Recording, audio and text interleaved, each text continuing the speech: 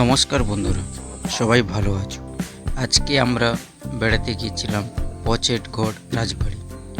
একজন বিখ্যাত সেতার বাদক থেকে কিভাবে রাজত্ব স্থাপন করলেন, আসুন জেনে নেওয়া পচেটগড় রাজবাড়ি ঐতিহ্যবাহী সেই ইতিহাস, যে ইতিহাসে জুড়ে গেছেন ভারতের প্রখ্যাত সঙ্গীতজ্ঞ যদু ভট্ট।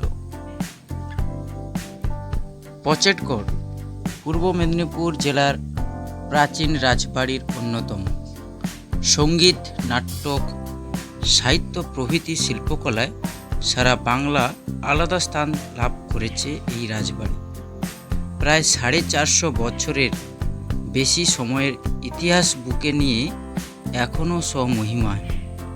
রাজবাড়ির ইতিহাসে জড়িয়ে আছে মুঘল সম্রাট ঔরঙ্গজেব থেকে ভারতের প্রখ্যাত সঙ্গীত যদু ভট্ট বা যদুনাথ ভট্টাচার্যের কাহিনী।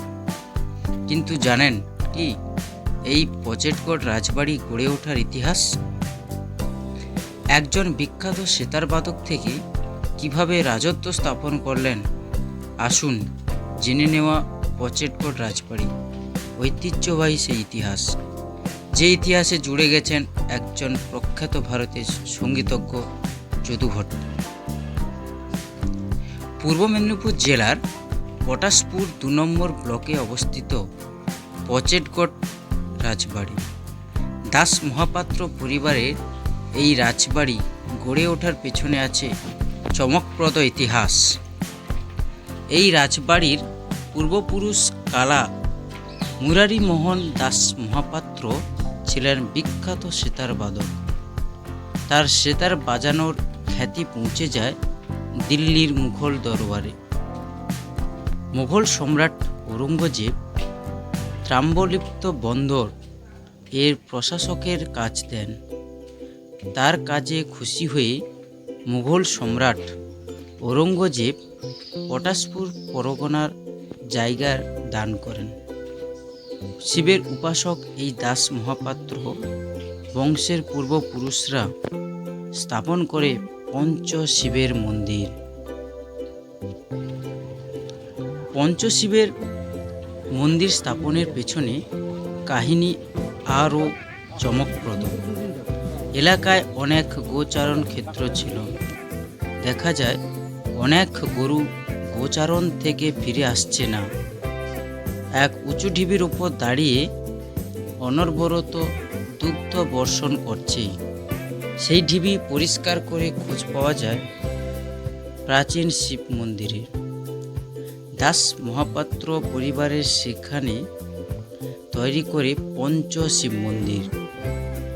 পঞ্চশিব মন্দির লোকমুখে পরিবর্তিত হতে হতে আজকের এই পচেটগড়। পরে এই রাজপরিবার বৈষ্ণব ধর্মের অনুগামী হয়। স্থাপিত হয় বর্তমান কুলদেবতা কিশোর রায় জিউর মন্দির। স্থাপত্য ও শিল্পকলার দিক থেকে বিভিন্ন মন্দির ও বিভিন্ন স্থাপত্য ঘরানার নিদর্শন পাওয়া যায় পচেটগড় রাজবাড়িতে। বাংলার পঞ্চরত্ন স্থাপত্যকলা থেকে উড়িষ্যার রথ দেউল স্থাপত্যকলা এবং দক্ষিণ ভারতীয় স্থাপত্যকলা নিদর্শন পাওয়া যায়। এছাড়াও বিভিন্ন স্থাপত্য পাশ্চাত্য রীতির নিদর্শন পাওয়া যায়। পচেটগড় জমিদাররা ছিলেন সঙ্গীত, শিল্প ও ধর্মের সত্যিকারের সহযোগী। রাজবাড়ির সেন্ট্রাল হলকে দ্য জলসাঘর, যেখানে জলসা পরিবেশন করা বলা হয়। এখানে একসময় ভারত বিখ্যাত সঙ্গীতজ্ঞ ভারতীয় শাস্ত্রীয় সঙ্গীত পরিবেশন করেছিলেন। পচেটগড় একসময় ভারতীয় ভক্তি সঙ্গীত ও কীর্তনের প্রধান পৃষ্ঠপোষক ছিল। চৌধুরী উপেন্দ্র নন্দন দাস মহাপাত্র, চৌধুরী যোগেন্দ্র নন্দন দাস মহাপাত্র এবং চৌধুরী জিতেন্দ্র নন্দন দাস মহাপাত্রের মতো পরিবারের সদস্যরা ভারতীয় সঙ্গীতের বিভিন্ন ঘরানার